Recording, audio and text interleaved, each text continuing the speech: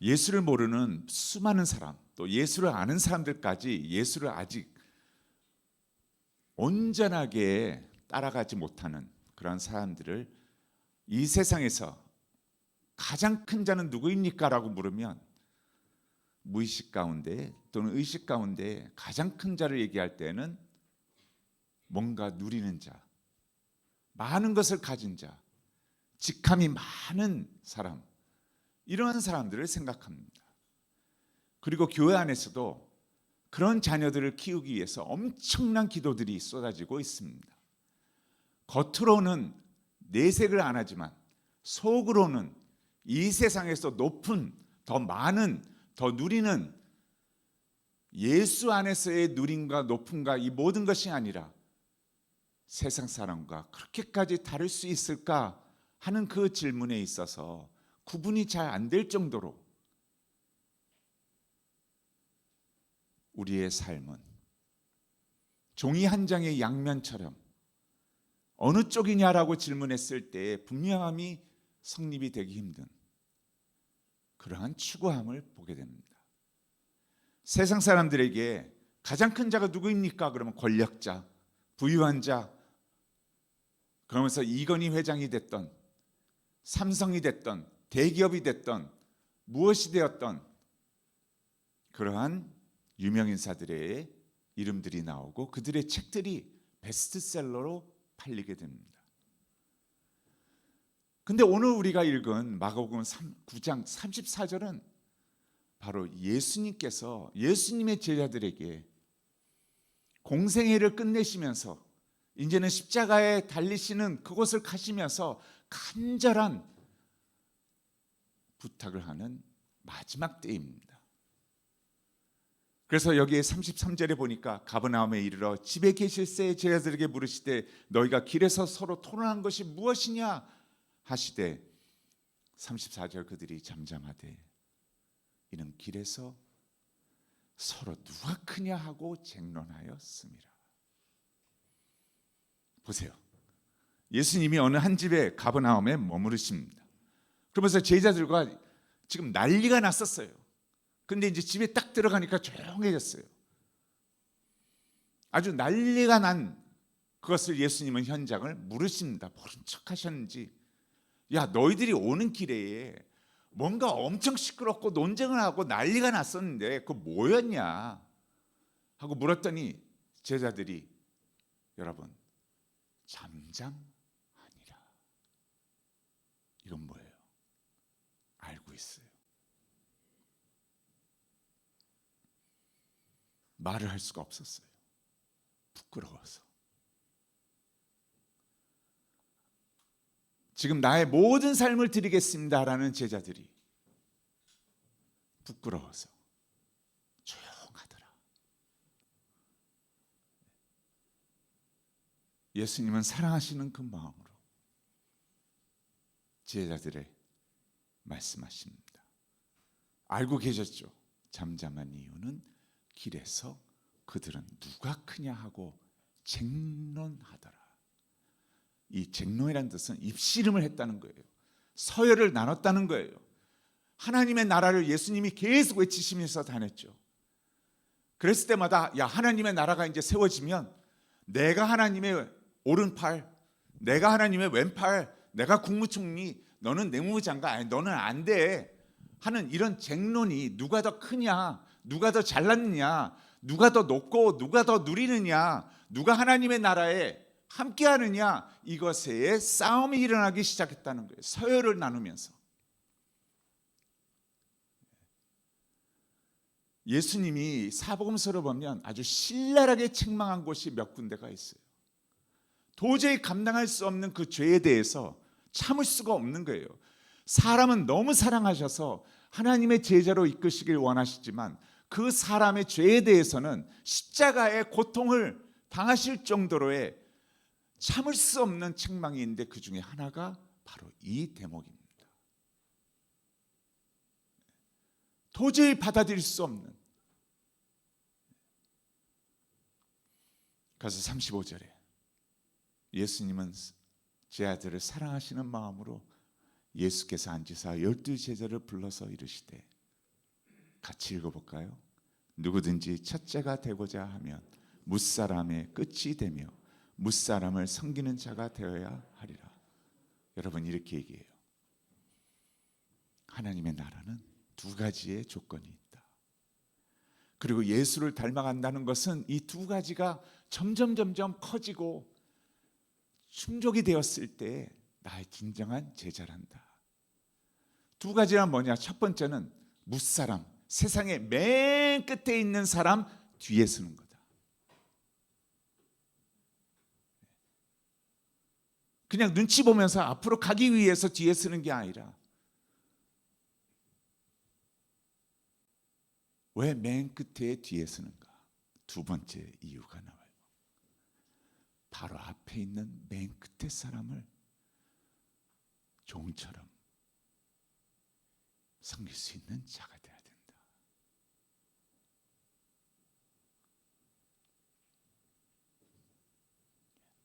그게 하나님의 나라라. 그게 천국에서의 가장 큰 자다. 여러분, 이 삶이 예수님이 보여주신 삶이 아닌가요? 모든 영광과 모든 존귀함을 받으실 하나님 자체가 인간의 육신을 입고 온 것도 감당이 안 되는데, 베들레헴이라는 가장 낮은 곳에, 그것도 어떠한 자도 자기 아이를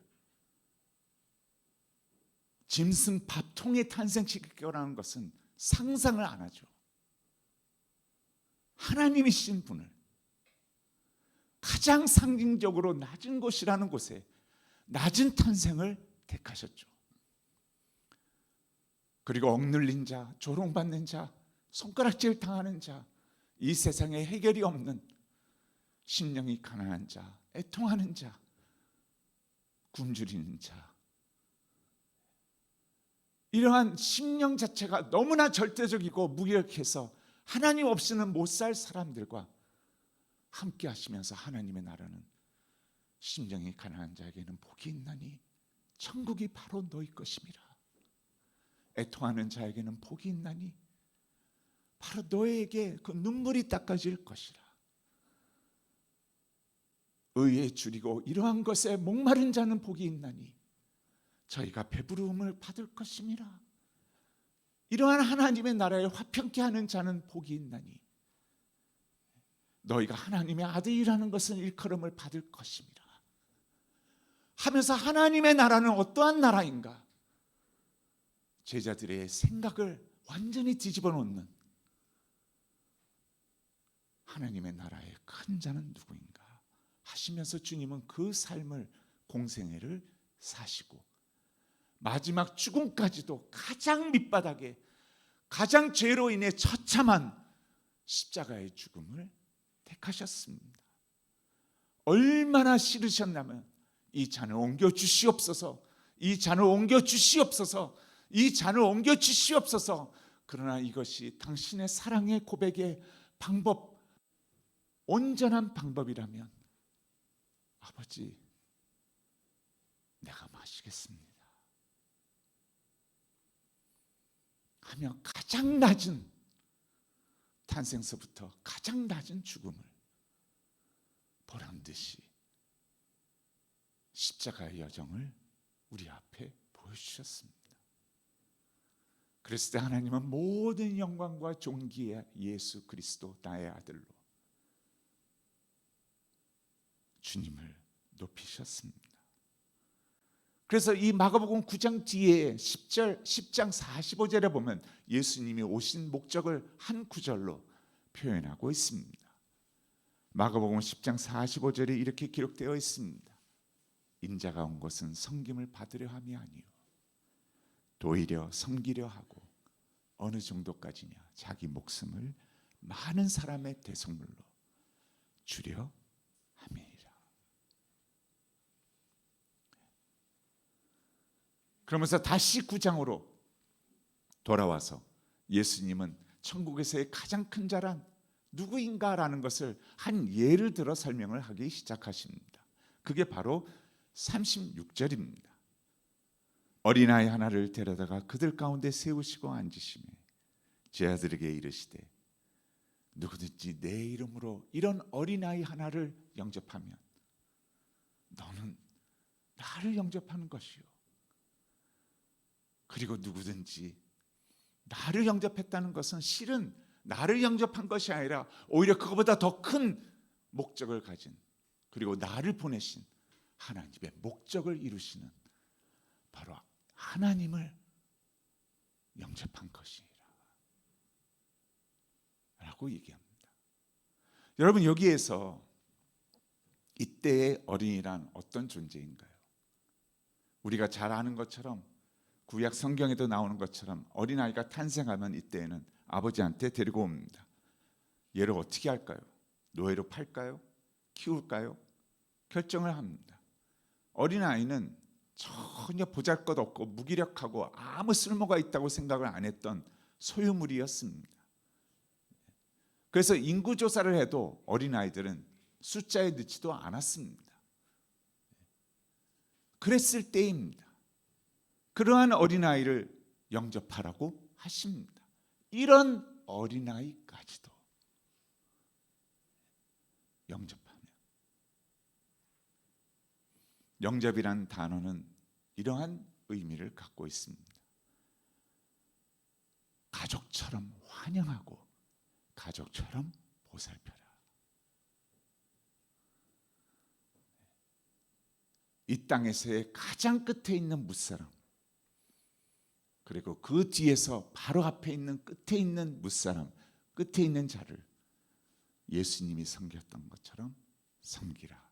이런 어린아이 하나를 가족처럼 환영하고 가족처럼 보살피는 자라고 말씀하십니다. 여러분, 이 말은 쉽죠. 결코 쉬운 일이 아닙니다.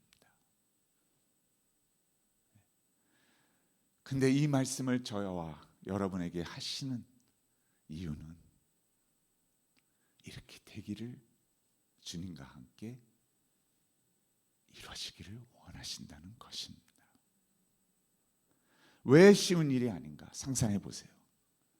우리와 친분이 있고 또 나와 내가 존경하는 사람이 와서 문을 두드리면 우리는 문을 열고 환대하고 그를 받아들이고 함께 할 거예요. 별로 어려운 힘이 없어요.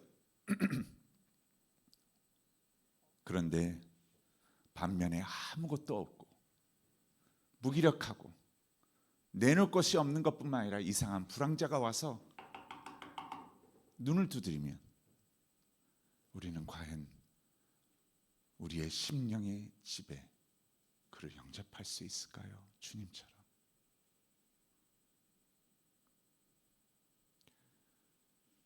너가 무사람 끝에 서며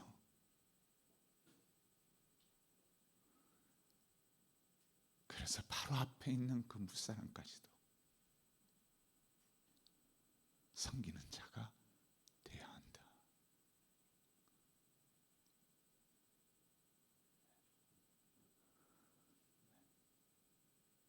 저는 컴패션을 하는 사람입니다. 현지만 갔다 오면 여러 마음이 들지만 한 가지는 현지에서 목사님과 교회 선생님들과 그 어린아이들을 보살피고 의료 혜택을 주고 하는 그분들을 보면 부끄럽기 짝이 없습니다. 같은 목사인데 나는 한국에서 태어나서 한국에서 산다는 이유로 코로나로 인해 수많은 목사님들이 가족과 함께 돌아가셨습니다. 한국에 사는 것 하나만으로도 현지의 보고를 들을 때마다 감사와 은혜가 넘치지만 미안한 감이 얼마나 많은지 모릅니다. 내가 이렇게 살 수 있다는 것에.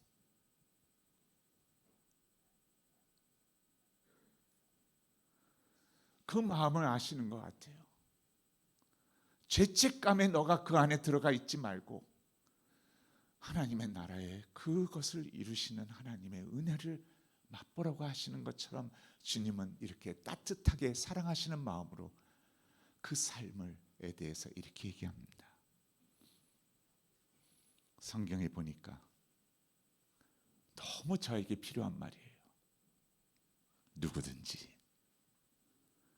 내 이름으로 이런 아이 하나를 영접하면 너는 자신이 없고 아직 멀었고 아직 안 되고 그저 미안하고 부끄럽고 쑥스럽고 아직도 누가 더 크냐를 갖고 있고 누가 더 높냐 갖고 싸우는 너지만 그래서 내 이름으로 이런 어린아이 하나를 영접하면 여러분 이게 무슨 뜻이에요? 너는 안 됐지만 내 손과 발이 되어 내 마음이 다가가는 간절한 곳에 내가 너무 원하기 때문에 내가 절대적이기 때문에 내 이름으로 너가 용기를 내어 주님을 섬기겠다고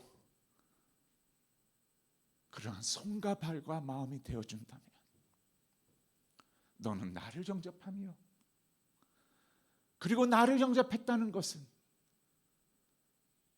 나를 영접함이 아니라 바로 너가 존재하는 그리고 내가 온 이유인 하나님의 목적을 하나님을 영접한 것이라. 그 말씀을 주님이 하십니다. 여러분 왜 이 말씀을 주셨을까요?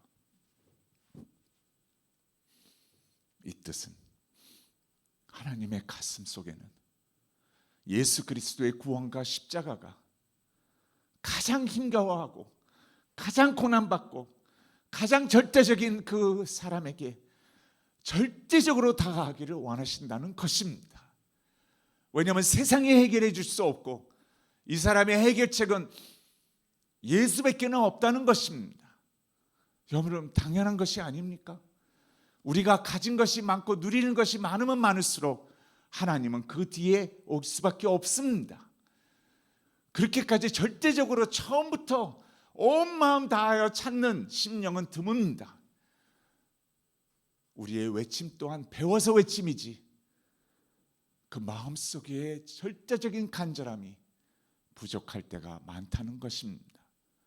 저는 방글라데시에서 봤습니다. 수많은 연예인들과 함께 방글라데시를 갔는데 조그마한 아이들이 학교 가기 전에 줄 서서 교회로 들어옵니다.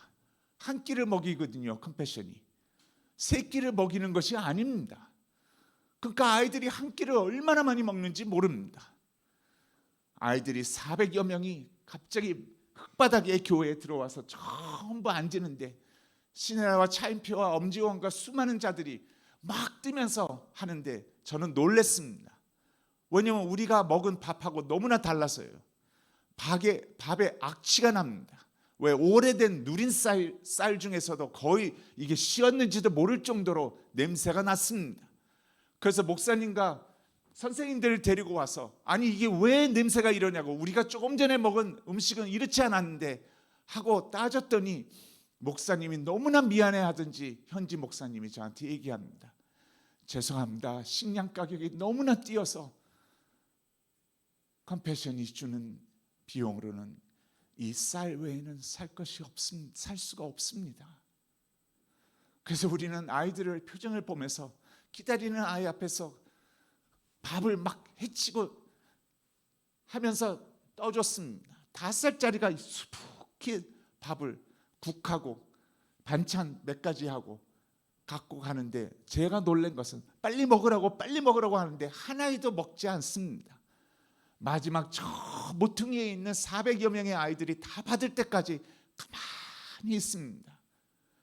그래서 빨리 먹으라고 하는데도 그 중에 가만히 있는데 선생님 하나가 누가 기도할래? 그럽니다. 아이들의 손이 막 올라갑니다. 5살짜리인가요? 6살짜리인가요? 중간에 있는 아이에게 지명을 했더니 이 아이가 벌떡 일어납니다. 그랬더니 눈물을 툭툭 흘리면서 기도를 합니다. 그 기도문은 간단했지만 저에게 깨우침을 주었습니다. 하나님 아버지, 저희에게 이 한 끼의 음식을 풍성하게 주셔서 감사합니다 하고 아이는 앉아서 먹습니다. 저는 그때야 비로소 목사인 저가 진정한 나의 식기도의 감사는 어디에 있었던가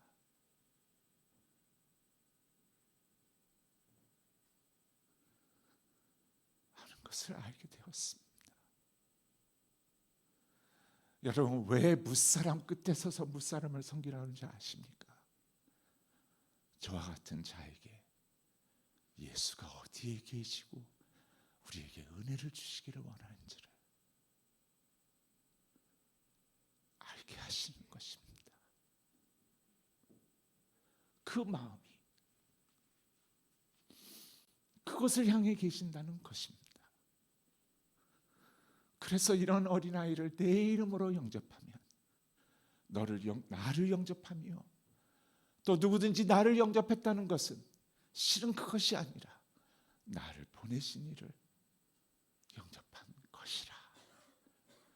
그 은혜를 예수 안에서 깊은 구원의 은혜로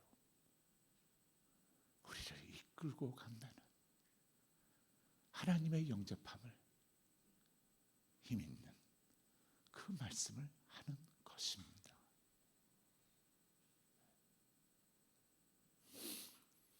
저는 이 한 생명에 존귀한 하나님의 형상으로 지음받은 생명이라는 것을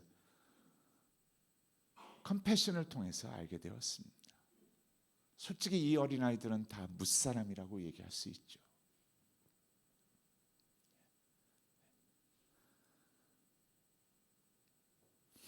컴패션에 처음 들어갔을 때 이 어린아이들을 한 명이라도 더 살려야 되겠다는 마음에 저는 국제 총재님에게 물었습니다.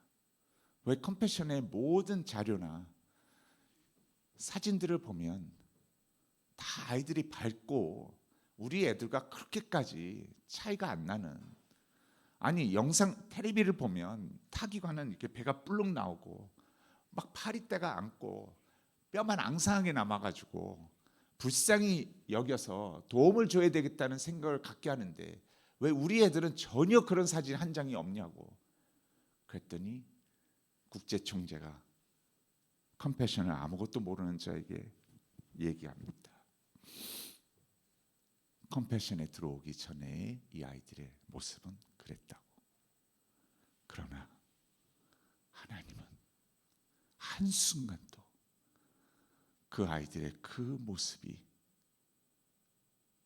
보여지길 원치 않으신다고. 그러면서 저한테 얘기해요. 만약에 당신이 3대, 4대째의 가난 가운데 아프리카의 한 부족 마을에 태어났다고 한다면, 그리고 공부도 못하고 언어도 제대로 익히지 못하고 커서 또 할 수 없이 애를 갖게 되고 그 가운데서 애가 지금 당신 무릎 위에 있는데 뼈만 앙상하고 배가 불룩 나오고 영양실조에 파리떼가 온 사방에 붙는데 파리떼를 치울 힘도 없는 아이를 안고 있다면, 근데 백인 한 사람이 돈을 가진 게 있다고 와가지고 돈을 매달 조금씩 지원을 해줄 테니까 후원을 하는 대신 내가 너 애 사진을 찍어서 전 세계에다가 너의 사진을 다 배포한다면 너는 부모로서 그걸 원하냐고. 아니면 컴패션에 들어와서 아이가 영양실조를 벗어나고 깨끗한 옷을 입고 수십 번의 샤워를 해서 냄새도 없애고 그러면서 보통 일반 아이들과 같이 활짝 피어나서 하나님과 사람들 앞에 그런 아이로 세워져서 사진이 찍혀지고 나가는 것을 원하겠냐고. 컴패션의 리더십 원칙 중에 하나가 dignity, 존중함이라고. 그것은 하나님의 형상이고 하나님의 생명이기 때문에 하나님은 한순간도 비록 가난과 죄악과 이기심과 욕심이 이 한 생명들을 이렇게까지 만들었지만 한쪽에서는 버릴 수밖에 없는 수많은 음식물과 수많은 것들이 존재하고 한쪽에서는 먹을 수 없어서 허덕이고 있는 이러한 세계에 살고 있지만 하나님의 마음은 한순간 또 이 아이들이 하나님의 형상이 그렇게 이그러지고, 그래서 가난 가운데 영적인 가난으로 아무것도 할 수 없다는, 어느 누구도 나를 좋아하지 않는다는 그러한 마음으로 커가는 것을 바라신 적이 없다고. 그래서 컴패션은 한 아이를 그저 일시적으로 부분적으로 돕는 구제 구호 단체가 아니라 갓난아기 때부터 엄마와 함께, 그리고 대학교 졸업 때까지 의식주와 의료 혜택과 모든 교육과, 이 아이에게 가장 중요한 것은 성경 말씀을 통해 하나님은 살아계시고 너에게 엄청난 관심을 갖고 계시며 너를 창조하셨고, 교육으로 말미암아 축복으로 말미암아 너의 은사와 재능이, 하나님이 주신 그 형상이 예수를 만나 살아나고 자존감과 자신감을 하나님 앞에 찾아서 공부를 하고 대학교를 졸업시켜서 그 재능과 은사가 하나님 앞에 최상의 모습으로 쓰여질 때 기뻐하시는 하나님이란다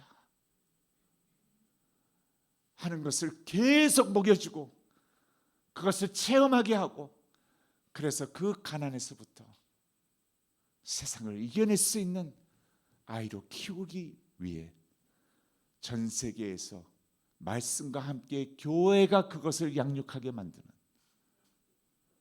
그 일을 하는 것이라고 얘기를 합니다. 여러분, 컴패션에는 수많은 변호사, 의사, 간호사, 교사, 목사, 수많은 대학생들, 졸업생들이 있습니다.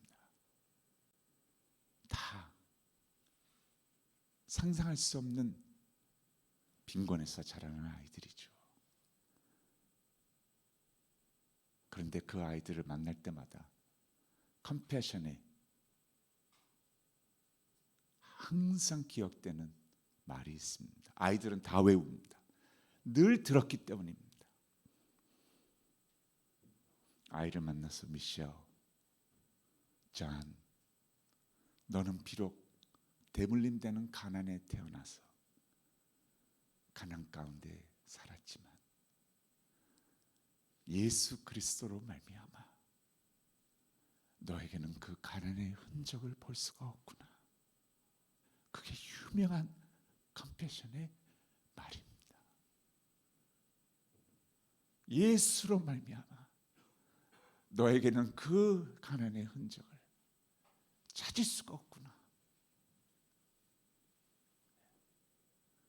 이게 하나님이 기뻐하시는 일입니다.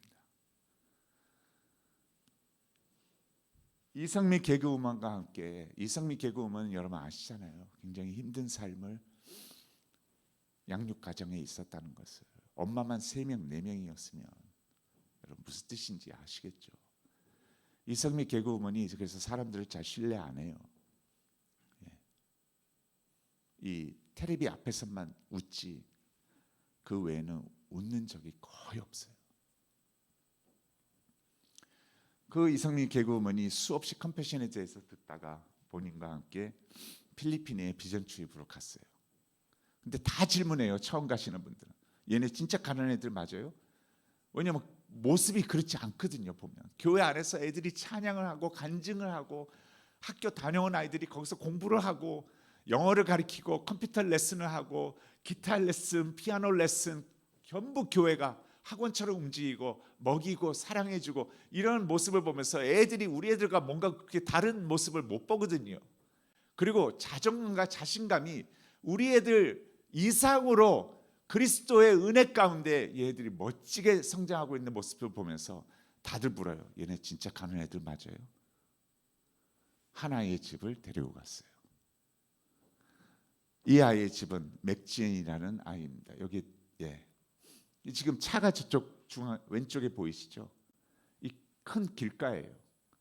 길가에 지금 간판 세워놨던 그 통 안에서 한 가족이 살고 있어요. 그 길 건너편에 리아카가 있어요. 다음 사진을 보여주시겠어요? 이 리아카가 남의 집 벽을 해서 지붕과 벽을 만들어서 맥지엔 이 여자아이가 컴패션에서 자라고 있는 아이예요. 여기에서 6명의 식구가 살고 있어요. 다음 사진을 보여주세요. 여러분, 이 리아카를 보시면 바퀴가 있죠. 그리고 개주리 옆에, 바퀴 옆에 왼쪽에 있죠. 그 리아카가 안을 보면 이렇습니다. 다음 사진을 보여주시죠. 안 보기 전에 리아카가 항상 사진을 찍으면 이게 와이드 앵글로 찍어서 크게 보여요. 그래서 같이 갔던 형제를 세워서는 리아카 옆에 세웠더니 리아카 사이즈가 딱 이래요. 크기가. 그래가지고 이 리아카 안에 있는 빈 리아카를 찾아가지고 한번 누워보라 그랬어요. 그랬더니 무릎이 바깥으로 다 나와요. 그리고 한 사람이 거의 반드시 누우니까 다 차더라고요. 거의. 그 안에 지금 5명이 살고 있고 건너편에 한 사람이 지금 누워 있는 거예요. 이게 리아카 아니에요. 이 여자애를 보면 여러분 굉장히 밝죠. 너무 예쁘죠. 비록 옷은 좀 허스름해요. 왜냐면 컴패션이 늘 새 옷을 줄 수가 없거든요. 그리고 리아카 들어와서 옷 있으면 훔쳐가니까. 그래서 이런 엄마들은 빨래터에서 남들의 빨래를 10시간, 12시간을 하고 우리 돈으로 한 1,500원을 받아요. 하루에. 그러니까 옷을 살 수가 없죠. 그래서 쓰레기장을 뒤지면서 빨아서 입힐 수 있는 옷을 많이 입혀요. 근데 애 모습은 굉장히 밝죠. 근데 저희들의 모든 생각을, 조명을, 시선을 빼앗은 것은 여자아이가 아니었어요. 왜냐하면 여자아이는 이제 됐거든요. 본인이 하기 나름이거든요. 대학교까지 졸업을 시켜주니까요. 그 뒤에 있는 남동생이었어요. 지금 저 남동생을 보면 여자아이와 달리 까마잡잡해요. 그리고 가정방문을 하다 보니까 저 남자아이는 계속 이러고만 있어요. 그래서 우리가 20분 동안 이 아이하고 대화를 걸고 막 놀아보려고 하는데 꼼짝도 안 하고 한마디의 반응도 없어요.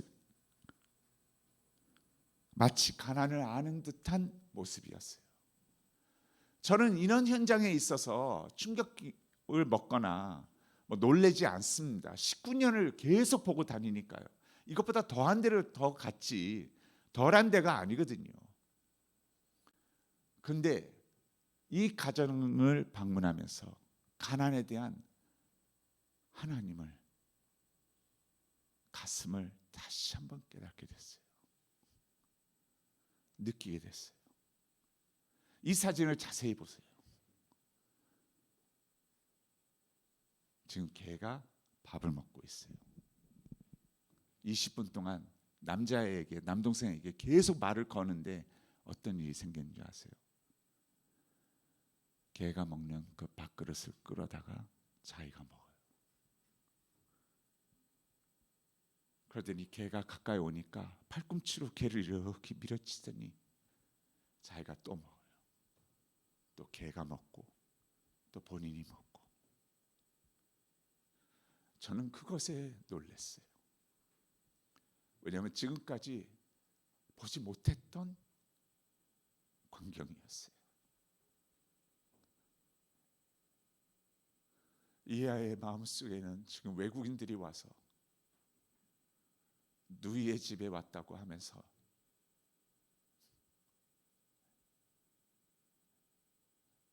제가 얼마나 화가 났는지 왜 개를 키우냐고 엄마한테 나중에 물었어요. 애 줄 밥도 없는데 왜 개를 키우시냐고. 저는 또 몰랐어요. 리아카고 본인은 12시간씩 빨래를 하기 때문에 본인의 딸이 언제 성폭행을 당할지를 모르기 때문에 개를 묶어놓고 키운다고. 너무 미안했어요. 우리의 상식으로는 이해가 안 됐잖아요.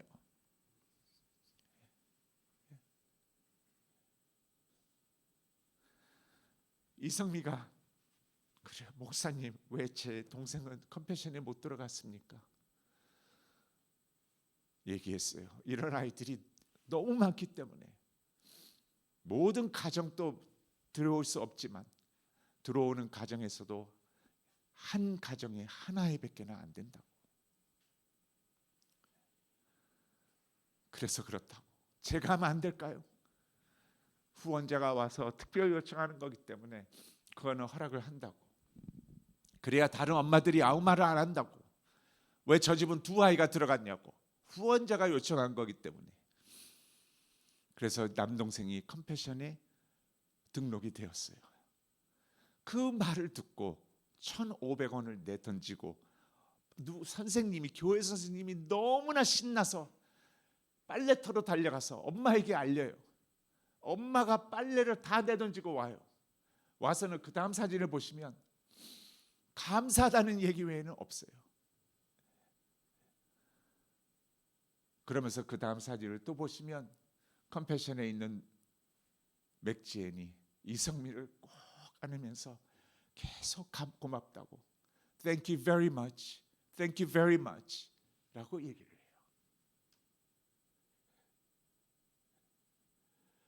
여러분, 저는 숙제가 생겼어요. 저 리학과잖아요. 근데 애들은 한 끼도 못 먹는 아이들이라면, 지금 리학과가 만약에 철거가 돼서 멀리 떨어지게 되면 교회 못 오거든요. 그래서 3km, 교회에서의 3km 방면 안에 살아야 돼요. 애들이 걸어와야 되기 때문에. 아니, 못 먹는 아이가 차비가 있겠어요? 그래서 저걸 해줘야 된다, 살 곳을. 그래서 저 형편에 맞는 집을 찾아라. 그리고 컴패션이 예수 안 믿는 가정을 우선 등록을 시켜서 아이들의 삶의 변화를 통해 그 부모까지 다 예수 믿게 하는 게 지상명령 성취의 목표이기 때문에 동일한 가난 가운데 예수 안 믿는 가정을 들어오게 해요. 대부분의 이 엄마들은 결혼을 하지 않고 그냥 남자를 통해서 애를 낳아요. 왜? 결혼하면 남자들이 책임을 지기 싫으니까 그냥 애 낳아요. 그러다가 애가 생기면 남자들은 대부분 떠나요. 그러면 여자는 이제 더 힘들어졌잖아요. 그래서 또 다른 남자를 찾죠. 그런데 찾아봤자 또 그 전 남자가 비슷하면 또 반복이 되죠. 애는 계속 늘어나는데. 그런 엄마였어요. 근데 이 아버지는 어쨌든 떠나는 아빠는 아니었지만 1,500원 버는 이 엄마 벌어오면 계속 학대를 하고 때려서 돈을 뺏어가지고는, 예수를 모르기 때문이죠. 그리고 그런 나라는 그래도 아무 상관이 없죠. 결혼도 안 했죠. 책임도 안 지죠. 그냥 살아주는 것만으로도 고마워해야 되죠. 그러면서 탕진을 하고 술을 먹고 이랬던 아빠입니다. 그래서 교회에서 교회의 이름으로 전세를 계약해라. 그 비용은, 조건은 뭐냐? 애들이 컴패션에 계속 교회로 나올 때까지, 대학교 졸업 때까지 해준다. 한국 컴패션이 되겠다. 이러고 저는 떠났어요. 그리고 이러한 곳을 수많은 나라를 가니까 저는 잊어버리죠. 1년 후가 됐어요. 필리핀으로 다시 가는데 필리핀 스태프들이 저한테 그래요. 이곳을 다시 가실 거라고. 그래서 내가, 아니, 갔던 데는 반복적으로 안 가는데 왜 여길 데려가냐 했더니 특별 요청이 있다고 하면서 표정이 딱 그거였어요. 보여드리고 싶습니다. 교회 앞에 골목으로 들어서기 시작하는데 저 골목 끝에서 한 남자아이가 막 뛰어오더니 저 무릎을 꽉 붙잡고는 아이가 한마디도 없이 그냥 붙잡고 계속 있어요. 그리고 저의 손을 붙잡고 데리고 가요. 다음 사진을 보여주세요. 이게 다예요. 여기서 먹고 자고 다예요. 화장실은 공중 화장실을 써요. 그리고 비록 가구가 다 썩었죠. 근데 컴패션의 아이들은 부엌이 있는 것은 럭셔리의 삶입니다. 한 달 월세 3만 원이에요. 여기서 제가 감사한 것은 뭔지 아세요? 이 사진을 자세히 보세요. 저 막내 아이 표정을 보세요. 다음 사진을 보여주세요. 여러분, 아이의 표정이 살아나기 시작했어요. 저는 저 아이들을 볼 때마다 항상 두 가지의 생각이 들어요. 컴패션을 시작한 스완슨 목사님이 미국의 카나다의 후원자들을 데리고 한국의 교회를 방문해서 한국 아이들의 처럼 살아나는 표정을 봤을 때 얼마나 기뻤을까. 그리고 저는 어떤지 아세요? 내가 이렇게 좋다면 그걸 바라보고 계시는 하나님은 얼마나 기뻐하실까. 하나님의 형상으로 지음받은 한 어린 생명의 모습이 자신 앞에서 피어나는 그 모습을 보았을 때 하나님은 얼마나 좋으실까.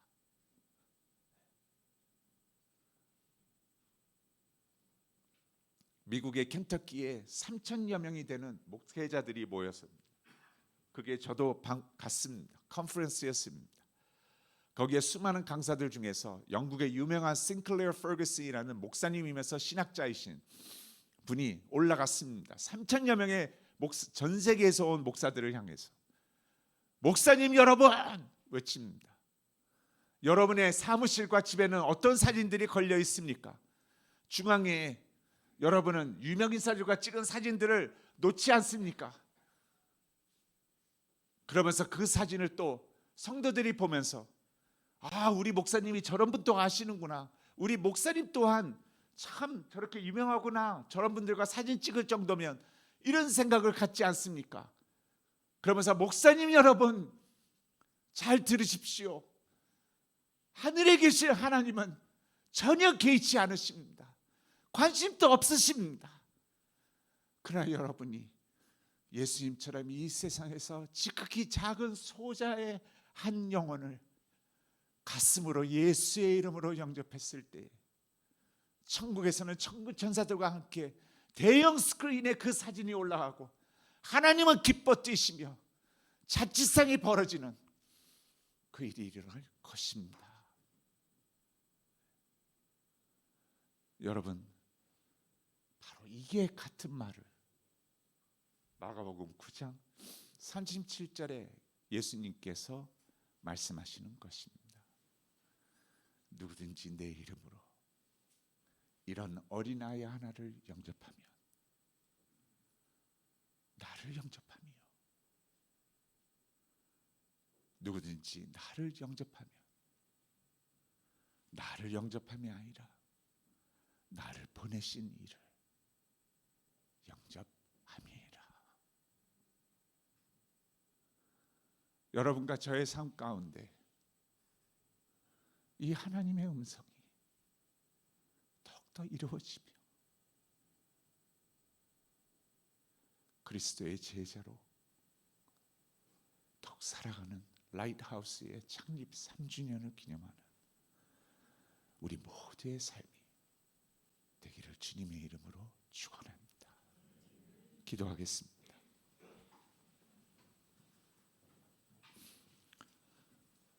하나님 아버지, 저에게 아버지의 사랑을 알게 해주신 구원과 은혜의 삶에 진심으로 감사드립니다.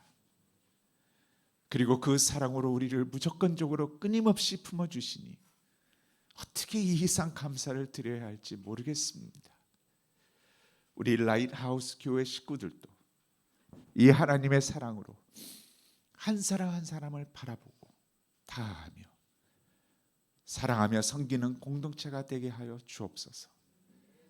그리고 그 사랑으로 컴패션과 함께 한 어린이를 그리스도의 마음으로 품고 양육하는 작은 예수가 모두 되게 하여 주옵소서. 귀하신 예수 그리스도의 이름으로 기도합니다.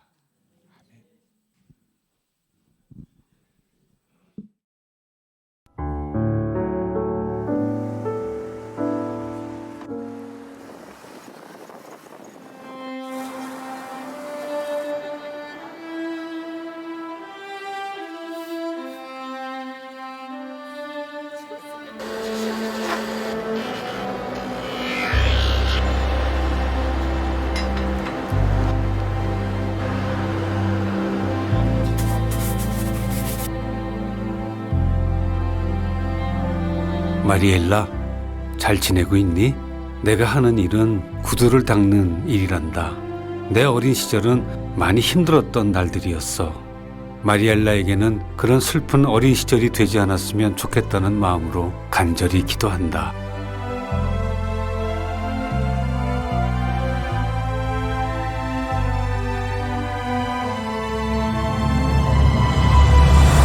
아저씨는 청각장애가 있어서 듣지 못하고 말도 못한단다. 너의 앞날이 하나님의 사랑으로 밝아지기를 주님의 사랑으로 축복한다.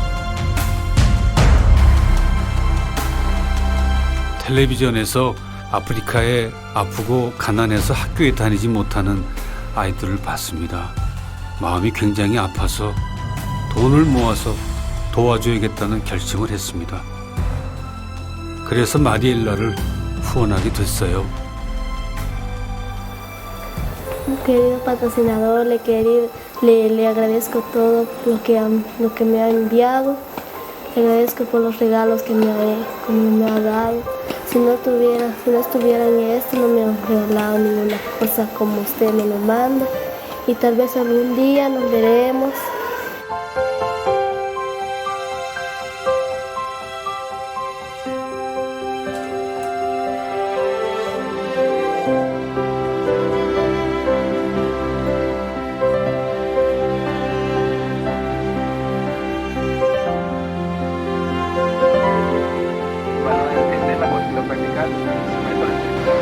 사랑하는 나의 딸 마리엘라야, 너를 만나러 가는 것은 기적이란다. 건강하고 예쁜 모습 정말 감사하다. 해외여행은 이번이 처음입니다. 구두를 닦다가 중간에 다른 일을 한 적은 있습니다. 어렸을 때 전국을 다니면서 볼펜을 팔았던 적이 있었어요. 다방 술집 같은 곳에 가서 제가 너무 어려워서 생활을 위해 판매합니다라고 코팅된 종이를 보여드리고 볼펜 같은 것을 팔았죠. 그 시절에 국내 여행은 많이 해본 것 같아요. 저에게 돈은 이제 하나도 중요하지 않게 생각됩니다. 마리엘라가 잘 자라기만 바랍니다. 굉장한 일이 벌어질 것 같은 기대감이 있습니다. 굉장한 일이요.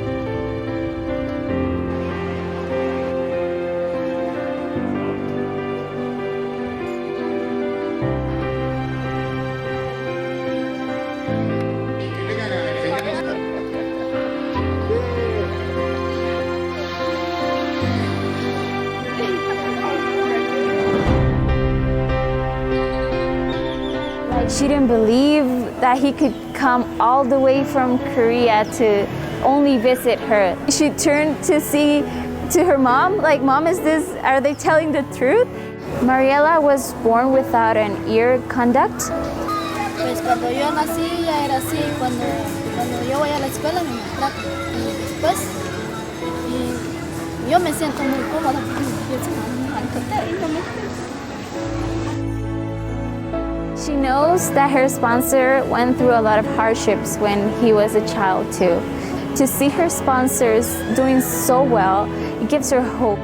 Yo no dije nada, pues dije que está bien, no pensé nada. Pues en la escuela me siento muy contento que con el centro estudiantil, porque ahí encuentro a mis amigos y empezamos a jugar con ellos, y en la escuela casi no encuentro a nadie, y hay veces que se enojan conmigo y en el centro estudiantil nadie se enoja conmigo. Estar en el centro estudiantil, porque siempre que estoy ahí estoy feliz con mis amigos. Pues a los 3 días me siento muy contento, cuando se vaya me voy a sentir bien triste.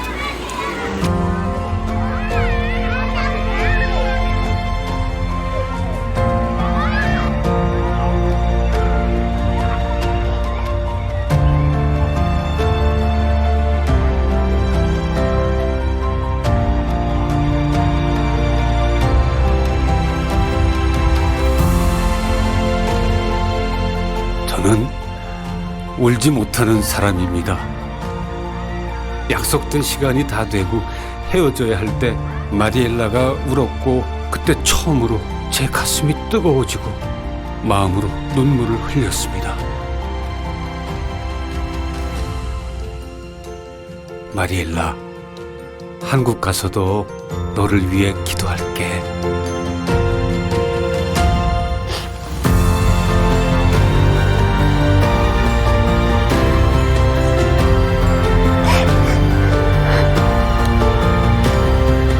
마리엘라가 눈물을 그치고 나면 모두에게 더 나은 삶이 다가오리라고 생각합니다.